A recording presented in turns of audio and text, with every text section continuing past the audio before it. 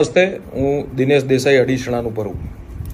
આજે જે ભાઈ કલાકાર વિજય સુવાળાનો હમણાં છેલ્લો મેં વિડીયો જોયો, એમાં એમને ઘણી બધી વાતો કરી. એ વાતોની શું સત્યતા છે અને એમાં શું તથ્ય છે એ જણાવવા માટે આપ સમક્ષ હાજર થયો છું. એમને વાત કરી રબારી સમાજની દીકરીઓની વાત કરી. રબારી સમાજની દીકરી કે બેન એ અમારા સમાજ માટે યા તો અમારા બધા માટે એ સન્માનનીય દેવી સ્વરૂપા છે. રબારી સમાજની બેન દીકરી એ અમારા માટે સન્માનની ભૂમિકામાં હોય છે. અને આજે એ ફસાયા પછી રબારી સમાજની કોઈ બેન દીકરીને વચ્ચે લાવી આડા હાથ કરી અને પોતે બચવાનો પ્રયત્ન કરતા હોય તો બિલકુલ ખોટો પ્રયત્ન છે. એમને કીધું 5 દીકરીઓએ મને આવી અને દિનેશભાઈના વિરુદ્ધમાં કમ્પ્લેન કરી. તો 5 દીકરીઓએ તમને આવીને કમ્પ્લેન કરી તો એનું પ્રૂફ લાવો. એક બીજી વસ્તુ એવી છે કે 5 દીકરીઓએ આવી અને તમને કમ્પ્લેન કરી તો તમે કઈ સમાજના બાપ તો છો નહીં ભાઈ, કે તમને સમાજની દીકરીઓએ આવીને તમને કમ્પ્લેન કરી. એક આ સૌથી મોટો મુદ્દાનો વિષય છે. અચ્છા, મેં કોઈને મેસેજ કર્યો હોય, કોઈને મેં ફોન કર્યો હોય તો એ સમાજની દીકરી સામે લાવે, મને ક્યારેય વાંધો નથી.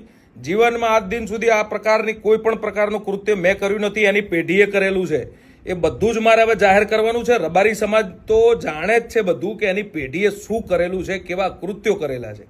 એ વાત મારે અત્યારે કરવી નથી. મારે કોઈને આટલી નિમ્ન કક્ષાની વાતો હું જીવનમાં ક્યારેય મારા મોઢે હોય જ નહીં. મેં રબારી સમાજમાં સારા કાર્યો કરવા માટેના કામ કર્યા છે. રબારી સમાજનું કોઈ નુકસાનનું કામ થાય એ પ્રકારનું કામ મેં જીવનમાં ક્યારેય કર્યું નહીં હોય. એમને વાત કરી ખંડણીની કે દિનેશભાઈ દેસાઈ મારી જોડે ખંડણી માગે છે. તો રહી વાત ખંડણીની, આખા રબારી સમાજને અને જાહેર જીવનને બધાને ખબર છે કે મારા ઘરની શું કેપેસિટી છે, મારો બિઝનેસ કેટલો મોટો છે. અને બિઝનેસ આટલો મોટો હોવા છતાં જો હું એના જોડે 5-25 હજાર રૂપિયાની ખંડણી લેવા વાળો હોઉં તો એ ક્યારેય કોઈના માનવામાં નહીં આવે. એ પૈસા ઉઘરાવાનું કામ એમનું છે. એક પ્રોગ્રામના એ 50,000 લેતા હશે, લાખ રૂપિયા લેતા હશે કે કદાચ 1.5 લાખ રૂપિયા લેતા હશે.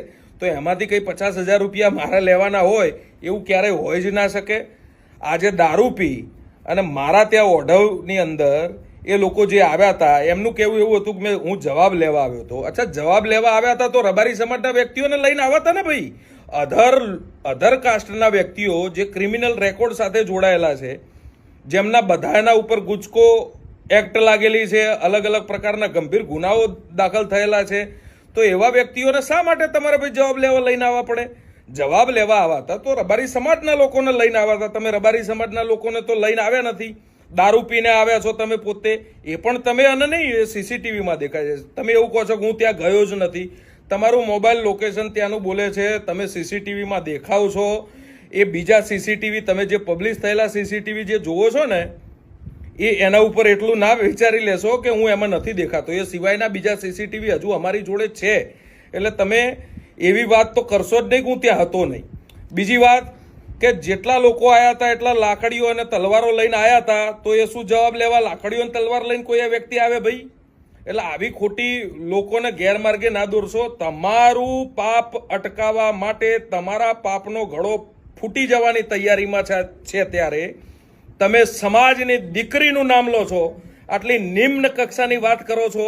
એ પ્રકારનો વ્યક્તિ હું છું નહીં, ક્યારે આવી નિમ્ન કક્ષાની વાત નહીં કરું. રહી વાત કે જ્યારે ત્યારે રબારી સમાજના કોઈ પણ ખરાબ સારા પ્રસંગોમાં મારી હાજરી હોય છે. એક પણ એના કાર્યક્રમમાં હું ક્યારે ગયો હોઉં તો તમે મને બતાવો. તમે મને પ્રૂફ કરીને આપો કે હું તમારા કોઈ કાર્યક્રમમાં આવ્યો છું. કાર્યક્રમમાં જ તમારા નથી આવતો ભાઈ. 4 વર્ષથી મારો કોઈ સંપર્ક નથી, તો શેના માટે ભાઈ તમે મારું વારંવાર નામ લો છો? સિંગલ મારું આઉટગોઈંગ મારા ફોનમાંથી નથી આ 4 વર્ષમાં કે ક્યારે મેં વિજય સુવાળાને સામેથી ફોન કર્યો હોય, વિજય સુવાળાના મિત્રને મેં ક્યારે સામેથી ફોન કર્યો હોય. તમે આવી વાહિયાત વાતો સમાજ સામે મૂકો છો. એક તમારું પાપ બહુ જ ભરાઈ ગયું છે. એવું નથી કે તમારા પ્રૂફો મારી જોડે નથી, તમારા પ્રૂફો મારી જોડે છે અને એ હું સાર્વજનિક કરીશ. તો તમે કોડીના નહીં રહો ભાઈ. તમારા પરિવારના બધાના પ્રૂફો મારી જોડે છે. જો એ હું સાર્વજનિક કરીશ તો તમે કોઈ કામના નહીં રહો. રહી વાત ધમકીની, ખંડણીની, તો મારું ઘર ધમકી આપે એવું ક્યારે કામ ના કરી શકે. હું ક્યારે કોઈ વ્યક્તિ જોડે ખંડણી માગું એવું ક્યારેય ના બની શકે. એટલા માટે ના બની શકે કે મારી પોતાની ફાઇનાન્શિયલ ઇન્કમ સારી જ છે, મારી ફાઇનાન્શિયલ કેપેસિટી સારી જ છે.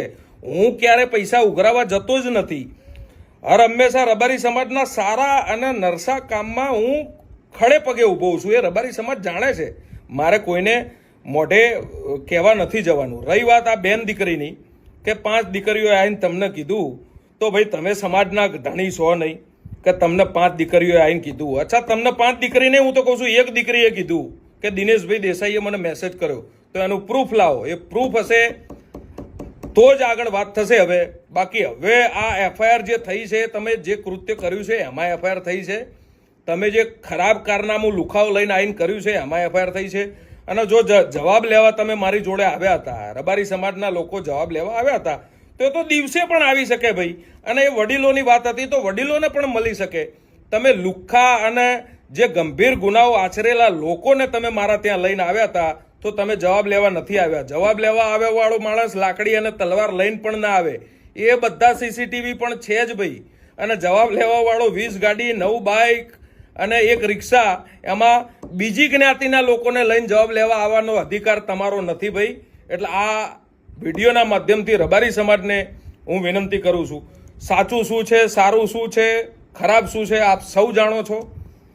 આ વિડીયોના માધ્યમથી એટલી લાગણી દર્શાવું છું કે જો રબારી સમાજ માટે મેં ક્યારેય પણ નાનું મોટું કામ કર્યું હોય તો મને આપનો આશીર્વાદ, આપનો પ્રેમ દર્શાવજો.